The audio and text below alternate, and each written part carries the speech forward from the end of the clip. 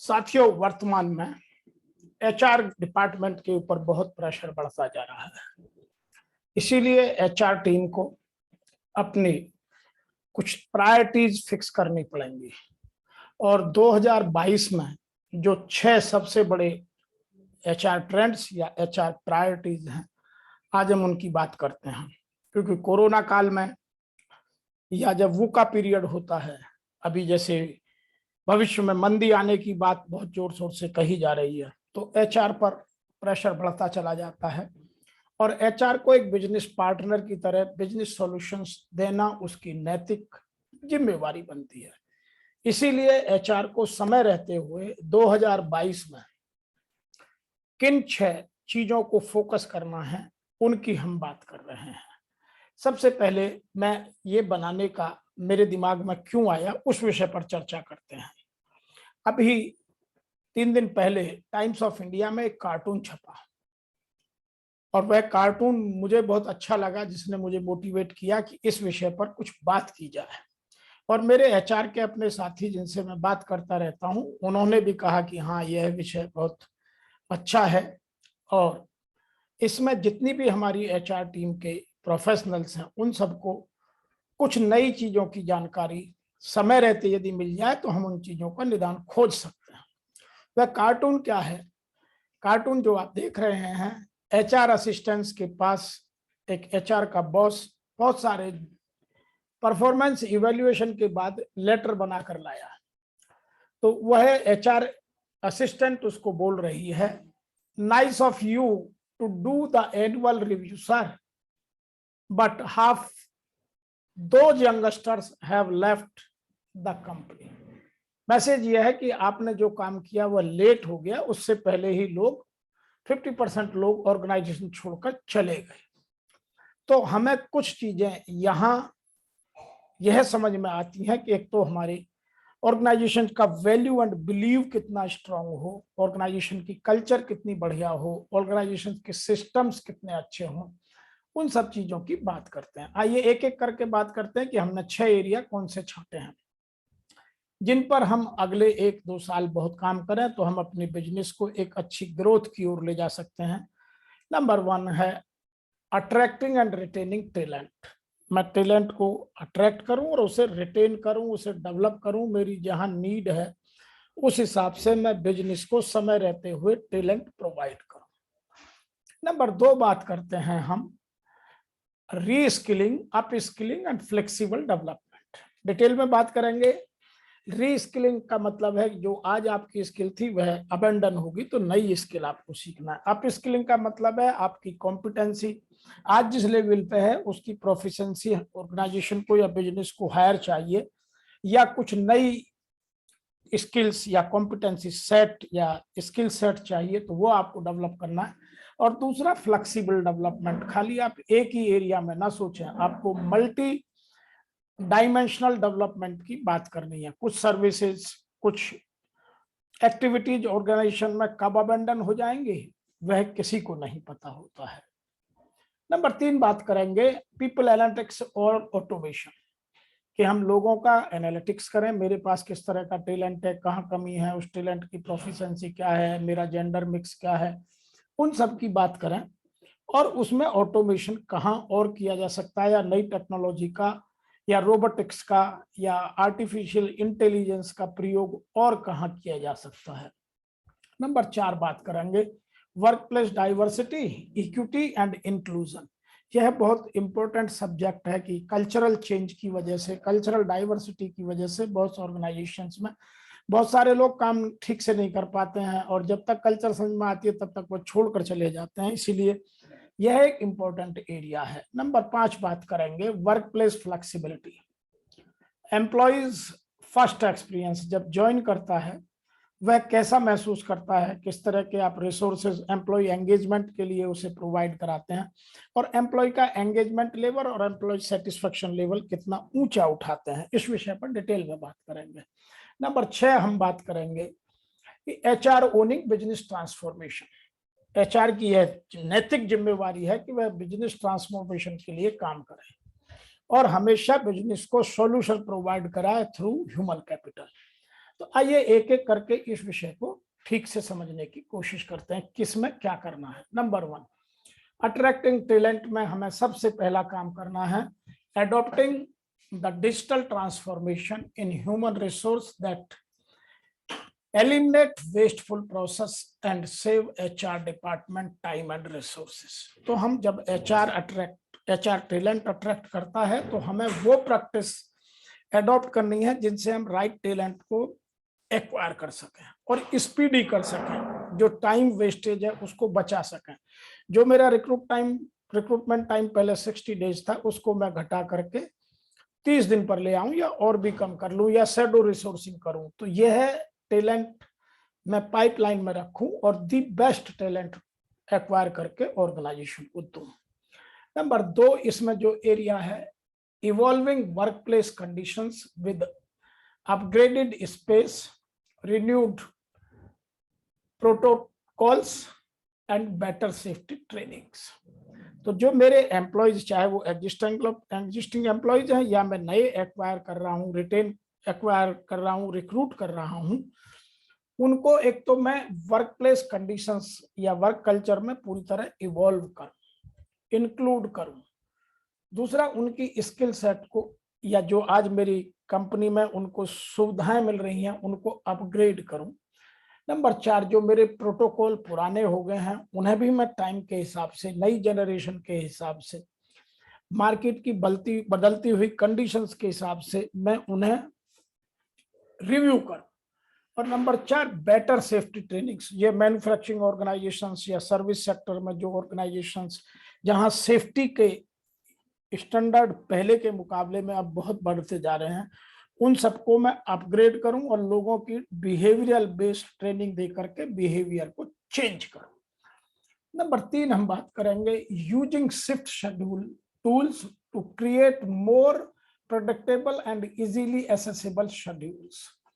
मैं लोगों को काम करने के लिए एक इस तरह का एनवायरनमेंट दूं ताकि उनको जो शिफ्ट शेड्यूल्स हैं, काम करने के तरीके हैं, वो उनको अच्छे लगें, उनको यथासंभव रिसोर्स मिल सके और वो हर रिसोर्स का, जिस रिसोर्स को यूज करना चाह रहे हैं, चाहे वो मटेरियल हो, चाहे वो मेथड हो, चाहे वो मशीन हो, चाहे वो मार्केट हो, चाहे वो मनी हो, उस सब का ऑप्टिमम यूटिलाइजेशन कर बिजनेस को ग्रोथ के भागीदार बनाए। नंबर 4, हम बात करेंगे इसमें स्ट्रीमलाइनिंग वर्कप्लेस टेक्नोलॉजी। मार्केट में क्या हो रहा है, किस तरह का आज एनवायरनमेंट बनता जा रहा है, रोबोटिक्स कहाँ कहाँ अवेलेबल हैं, आर्टिफिशियल इंटेलिजेंस कहाँ आ गई है, ह्यूमन एरर्स को कहाँ रिमूव किया जा सकता है, तो वह सब करना बहुत आवश्यक है। आज आप हॉस्पिटलाइजेशन में या हॉस्पिटलिटी में, दोनों में ही देखेंगे तो बहुत सारा रोबोटिक्स और आर्टिफिशियल इंटेलिजेंस ने जगह ले ली है। एजुकेशन सेक्टर में कुछ नई टूल्स एंड टेक्निक्स आ गए हैं, अब पुराने जैसे मेथड टीचिंग के काम नहीं करते। मैन्युफैक्चरिंग ऑर्गेनाइजेशंस में टेक्नोलॉजी बहुत तेजी से बदल रही है, तो मैं उन सबको स्ट्रीमलाइन करूं और अपने वर्क प्लेस पर उनको दूं उनकी सुविधाओं के अनुसार। केवल मैं अपनी सुविधा ना देखूं, जो एम्प्लॉय की बेसिक रिक्वायरमेंट है, जो एक वर्क कल्चर को प्रमोट करती है, उस हिसाब से मैं टेक्नोलॉजी को, आर्टिफिशियल इंटेलिजेंस को, रोबोटिक्स को या और जो टेक्नोलॉजीज हैं उन सबको यूज कर यहाँ अपग्रेड करने की बात की जा रही है। तो ये 4 एरियाज हैं जिनमें अट्रैक्टिंग और रिटेनिंग टैलेंट की बात हम करते हैं। नंबर 2 एरिया की जो हमने बात की थी, उससे पहले एक बात और कह दूं, according to our survey, late shift changes जो 2 दिन के बाद या 3 दिन के बाद नहीं करते हैं, लंबे समय के बाद करते हैं, tough working conditions and low wages are their top pain areas और टॉप पेन पॉइंट्स। क्या क्या? Number 1, late shift changes, tough working conditions and low wages, जिनकी वजह से एम्प्लॉय अभी छोड़ रहे हैं। यह सर्वे मैं नहीं कह रहा हूं, यह गैलप का सर्वे कह रहा है। अभी रिसेंटली गैलप ने सर्वे कर वर्ल्ड वाइड यह बात कही है। नंबर 2 की जब हम बात कर रहे थे तो हम बात करेंगे reskilling, upskilling and flexible development.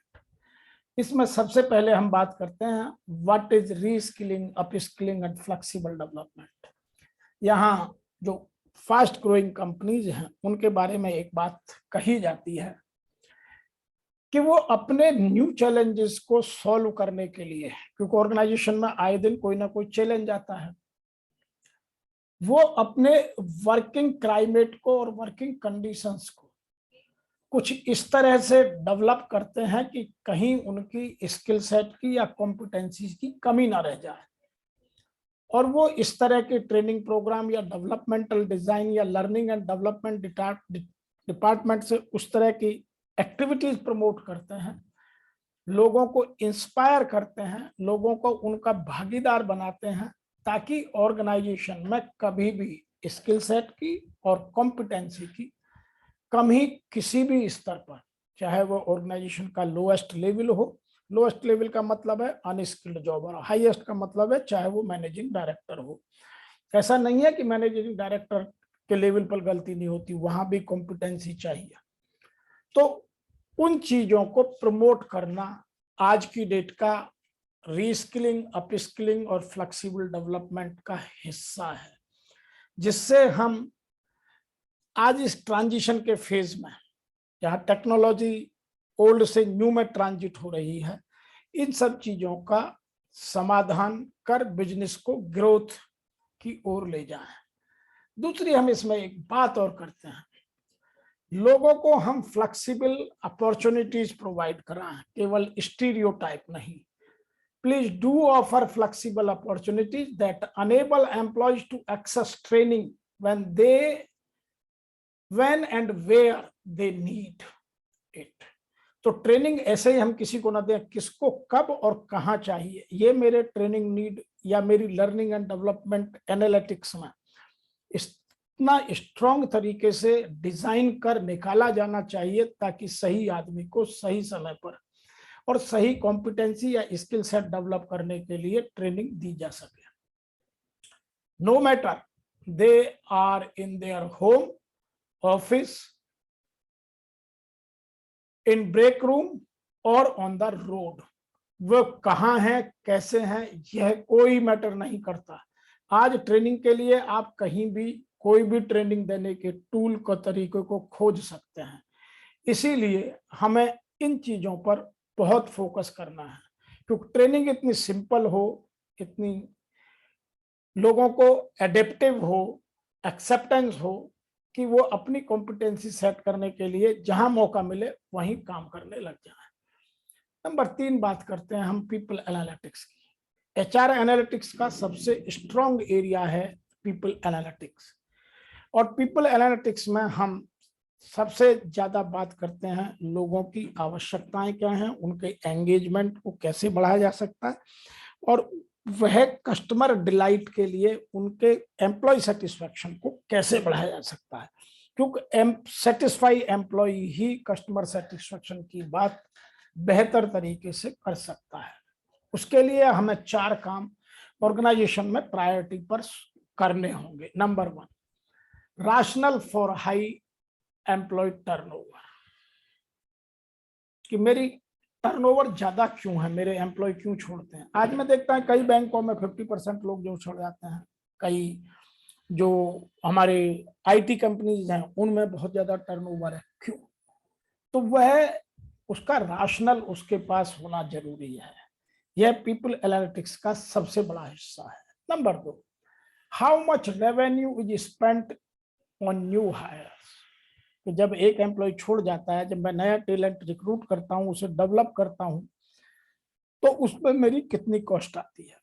ये कॉस्ट एनालिसिस आरओआई के लिए, रिटर्न ऑन इन्वेस्टमेंट के लिए समझी जानी बहुत आवश्यक है। आज एचआर की टीम को फाइनेंस की स्ट्रॉन्ग नॉलेज होना बहुत आवश्यक है, ताकि वह इन चीजों को पकड़कर बिजनेस के कॉस्ट कंट्रोल में मदद कर सके। आज सबसे ज्यादा यदि कोई कॉस्ट इफेक्टिव प्रोग्राम ऑर्गेनाइजेशन को दे सकता है तो वह है एचआर डिपार्टमेंट। एचआर अपनी इस तरह की थॉट प्रोसेस को, माइंडसेट को डेवलप कर, आरओआई निकाल कर उन सबको कॉस्ट को कंट्रोल करने में मदद करता है।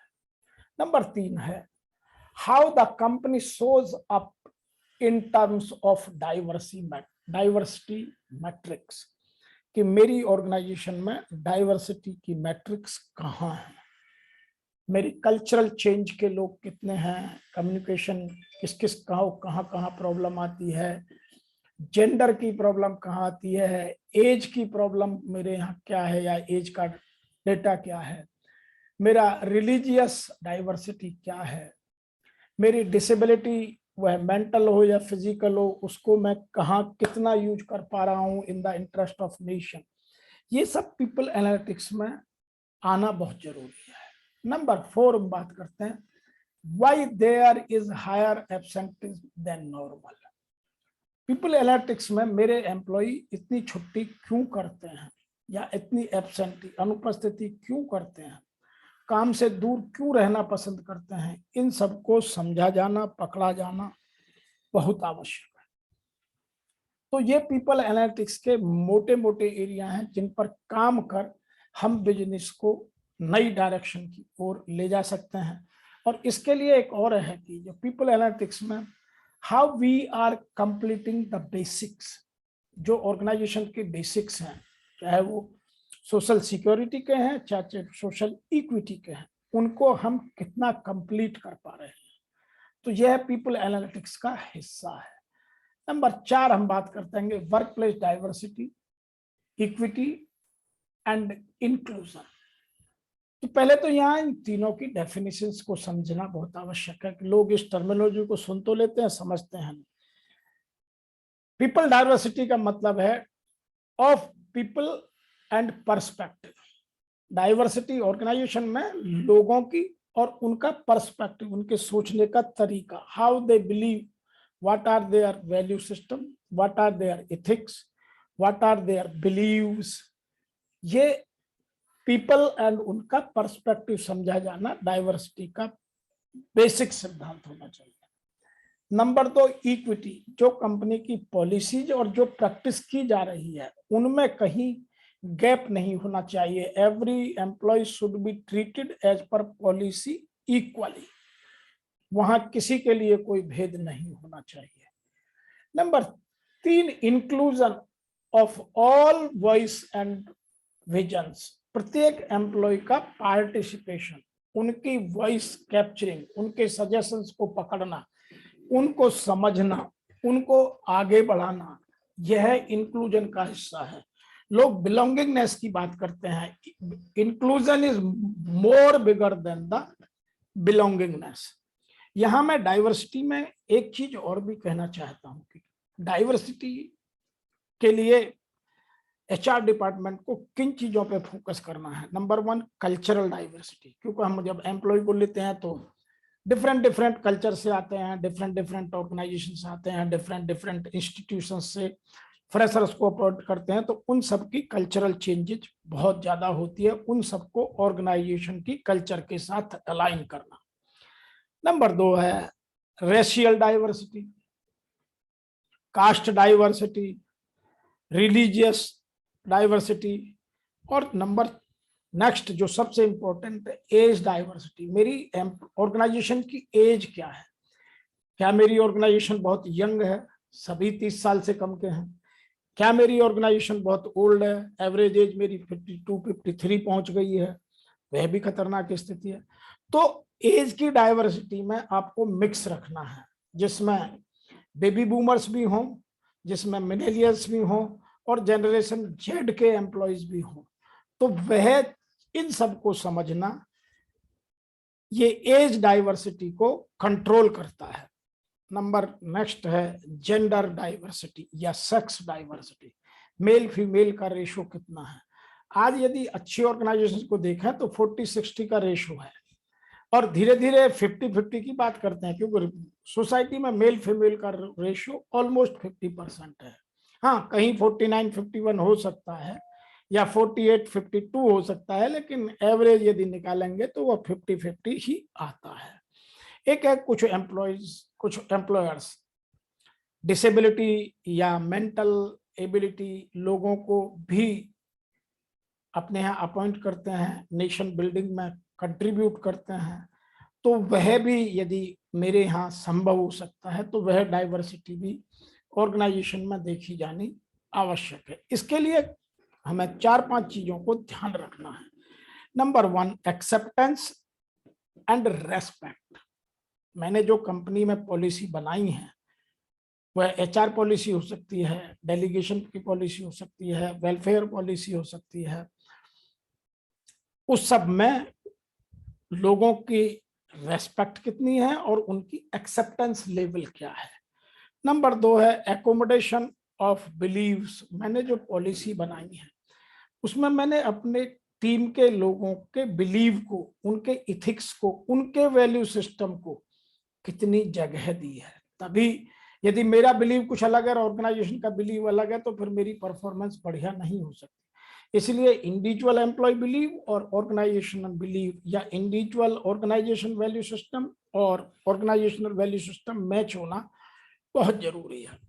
Cultural differences, gender equity, generation gaps, language and communications, ये सब चीजें work place diversity, equity and inclusion का हिस्सा है। तो एचआर की टीम को इन चीजों पर काम कर ऑर्गेनाइजेशन के जो टैलेंट पाइपलाइन है उसको स्ट्रांग बनाना है, ताकि मेरे यहाँ कभी भी टैलेंट की कमी ना हो, ताकि बिजनेस के डिसीजन या बिजनेस की प्रोसेस या बिजनेस के सिस्टम को इम्प्रूव करने में एचआर सपोर्ट करने से पीछे हटता है। आइए नंबर 5 पर बात करते हैं, वर्क प्लेस फ्लेक्सिबिलिटी। मैं अपने एम्प्लॉय को किस तरह का वर्क एनवायरनमेंट दूं, जब मैं उन्हें ज्वाइन कराता हूं उनका फर्स्ट एक्सपीरियंस क्या रहता है। आज employee experience is a core subject of HR, क्योंकि एम्प्लॉय एक्सपीरियंस को वही समझता है जो एम्प्लॉय की वॉइस कैप्चर कर सकता है। आज एम्प्लॉय को यदि हम उसकी वॉइस को समझते हैं तो उसकी बहुत सारी प्रॉब्लम्स, उसका कॉन्फ्लिक्ट रिजोल्यूशन लेवल काफी कम आ सकता है और उन ऑर्गेनाइजेशंस में वर्क कल्चर बड़ी कंजीनियल हो जाती है और बड़ा हेल्दी वर्क एनवायरनमेंट जनरेट होता है और लोग अपना आउटपुट ऑप्टिमम लेवल तक ले जाते हैं।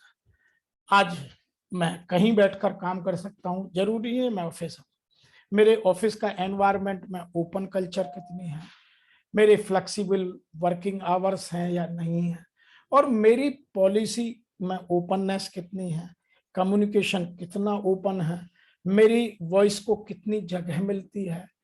ये सब चीजें इस वर्क प्लेस फ्लेक्सिबिलिटी का हिस्सा है। आज मैं एक बात और कह दूं कि वो ऑर्गेनाइजेशन ज्यादा सक्सेसफुल है ना जिन्होंने सब कुछ अपना ऐप बनाकर मोबाइल पर डालना शुरू कर दिया है, क्योंकि एम्प्लॉय कहीं भी किसी भी हालात में, ट्रेन में सफर करते वक्त या कंपनी की बस में सफर करते वक्त, घर पर आते जाते, कहीं बैठकर अपनी स्किल को डेवलप करने के लिए, अपनी परफॉर्मेंस को बढ़ाने के लिए मोबाइल ऐप का यूज कर अपनी ऑप्टिमम लेवल को ऑर्गेनाइजेशन को दे सकता है। तो इसके लिए हमें कुछ चीजें समझना बहुत जरूरी है। नंबर 1, मैं ये समझूं कि मेरे ऑर्गेनाइजेशनल ऑब्जेक्टिव्स कितने लोगों को, मेरा विजन और मिशन, मेरा परफॉर्मेंस अलाइनमेंट कितने लोगों का कंपनी के ऑब्जेक्ट के साथ मैच कर रहा है। वह तभी संभव होगा जब मेरा एचआर एनालिटिक्स इंप्रूव होगा। नंबर 2, जितने एम्प्लॉय बेनिफिट्स स्कीम है वो एम्प्लॉय तक कितनी किस हाल में पहुंच रही है, तभी एम्प्लॉय एंगेजमेंट आगे बढ़ेगा। नंबर 3, हेल्थ और सेफ्टी प्रोटोकॉल्स मैंने नए सिस्टम के हिसाब से अपग्रेड किए नहीं किए। आज भी मैं पैसा बचाने के लिए एम्प्लॉय का हेल्थ चेकअप नहीं करता और मेरे यहाँ सिक एम्प्लॉय भर्ती हो जाते हैं तो उसकी कॉस्ट डबल चली जाती है। आज तो फैक्ट्री एक्ट में यह बात कही जाने लगी है कि जिस एम्प्लॉय को आपने जिस हाल में लिया उसी हाल में वह रिटायर होना चाहिए। आपके यहाँ कोई ऑक्यूपेशनल हेल्थ या डिजीज की जगह बचनी नहीं चाहिए। आज फर्नीचर्स एर्गोनॉमिक्स के हिसाब से डिजाइन किए जाने लगा है। तो यह सब चीजें आदमी को पता होनी चाहिए जो आपके साथ काम कर रहा है, तभी एम्प्लॉय एंगेजमेंट बढ़ेगा। शिफ्ट शेड्यूल चेंजेज, कब किसको यह मोबाइल पर बताया जा सकता है, फास्ट कम्युनिकेशन किया जा सकता है।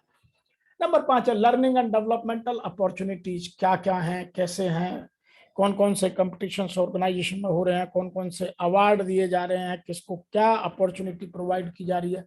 ओपननेस के लिए यह सब मोबाइल ऐप पर प्रोवाइड किया जाना बहुत आवश्यक है। बहुत सारे सर्वे मोबाइल पर किया जा सकते हैं, बहुत सारी इंफॉर्मेशन मोबाइल पर गैदर की जा सकती है। बहुत सारे, मैंने कोरोना काल में देखा है लोगों ने केवल मोबाइल ऐप से ही पूरी ऑर्गेनाइजेशन को चलाया है। तो आज वर्क प्लेस फ्लेक्सिबिलिटी में मोबाइल का बड़ा यूज है, तो हम अपनी पॉलिसीज को कितना उसके साथ कनेक्ट कर पा रहे हैं, ये एचआर का बड़ा रोल है। नंबर 6 है mental health and employee wellbeing tips. मैं अपने एम्प्लॉय को ठीक करने के लिए हमेशा, मेरी ऑर्गेनाइजेशन वर्कोलिक तो नहीं होगी, ये केवल काम काम काम, उनका रिफ्रेशमेंट, उनका intermittent health related issues, gym develop करना, उनको कभी कभी किसी मेंटल एक्सपर्ट को बुलाकर कुछ मेडिटेशन या और एक्सरसाइज कराना, ऑर्गेनाइजेशंस में उस तरह का एनवायरनमेंट जनरेट करना, लोगों के हेल्थ एंड वेलनेस के लिए ही नहीं, कुछ ऑर्गेनाइजेशन तो उनकी फैमिली के लिए भी काम करती हैं। तो यह चीजें अपनाया जाना बहुत जरूरी है। यहां मैं एक बात और कह दूं, regardless of the industry, HR department are going into 22 ready for new digital chapter। केवल उतना ही नहीं, इंडस्ट्री में ही नहीं, हर जगह अब डिजिटलाइजेशन को बढ़ाना एचआर का मेन फोकस होना चाहिए। नंबर 6 पर जो हम आज की प्रायोरिटीज एरिया में बात करेंगे वह है HR owning business information transformation. कि जब तक मैं यह सब करके भी मैं अपने बिजनेस को टाइमली सॉल्यूशन या टाइमली डायरेक्शन या टाइमली सपोर्ट नहीं दे पाऊंगा, तो मेरी किसी भी गतिविधि का जो आरओआई है, जो मैं ओवरऑल डेवलपमेंट की बात कर रहा हूं, उसका कोई मीनिंग नहीं है। इसीलिए सबसे पहले एचआर प्रोसेसेस को अपने आप को ट्रांसफॉर्म करना होगा। सबसे पहला काम क्या करना होगा, हाई टच डिपेंडेंसी। मैं लोगों के साथ स्प्रेडशीट पर बैठ करके उनका डेटा कलेक्ट करूं, ईमेल से कलेक्ट करूं, फोन कॉल करूं, लेकिन मेरा कनेक्टिविटी हर एम्प्लॉय के साथ बनी हो, हर एम्प्लॉय को महसूस हो कि आई एम विद हिम और हर। Number 2, managed interactions. मैं उन लोगों के साथ इंटरेक्शन करता रहूं, उनकी क्या प्रॉब्लम्स हैं, क्या बेहतर हो रहा है, क्या बेहतर किया जा सकता है, कहाँ कुछ इनोवेटिव क्रिएटिव डेवलप किया जा सकता है, किस प्रोसेस को चेंज किया जा सकता है, किस टेक्नोलॉजी को बेहतर वे में, इफेक्टिव वे में यूज किया जा सकता है। तो वह मेरा कब डेवलप होगा, जब मैं उनके साथ कुछ केस स्टडी या नॉलेज मैनेजमेंट के प्रोग्राम डिजाइन कर उनके साथ अपने आप को इन्वॉल्व करूंगा। यह एचआर की सोच होनी चाहिए। नंबर 3 प्रोसेस है सेल्फ रिलायंस।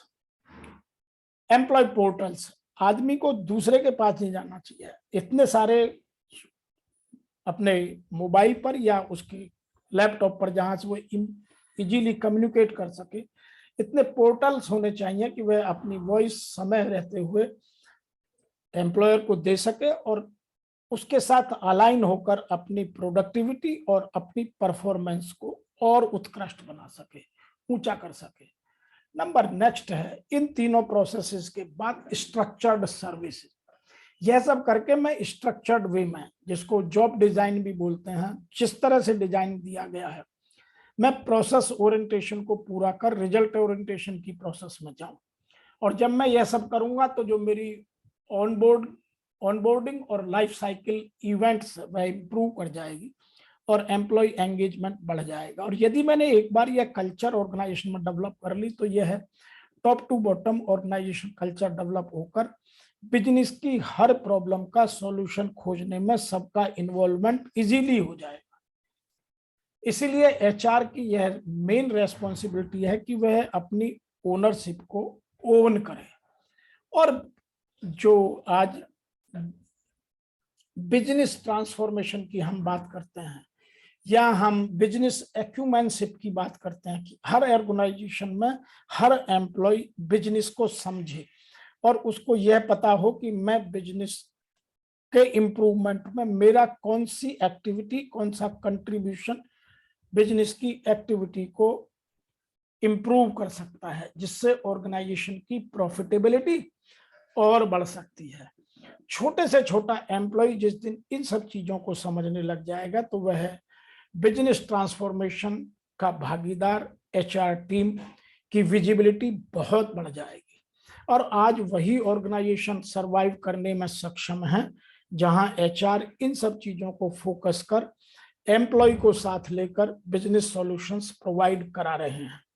तो मैं आशा करता हूं कि आपको यह सोच, आपको आने वाले 1-2 साल में एचआर को किन एरियाज में फोकस करना है, किस तरह से अपनी टीम को डेवलप करना है, उनका एंगेजमेंट लेवल किस तरह से बढ़ाना है, उस सब को जानने में, समझने में मदद करेगी। यदि ये आपको अच्छे लगते हैं तो अपने टीम मेंबर्स को या अपने और कोलिग्स को शेयर कीजिए, ताकि हम अधिक से अधिक इस तरह की जानकारी अधिक से अधिक लोगों तक पहुंचाकर भारत को मजबूत और एक इंटरनेशनल प्रतिस्पर्धा में उच्च शिखर पर खड़ा कर सके।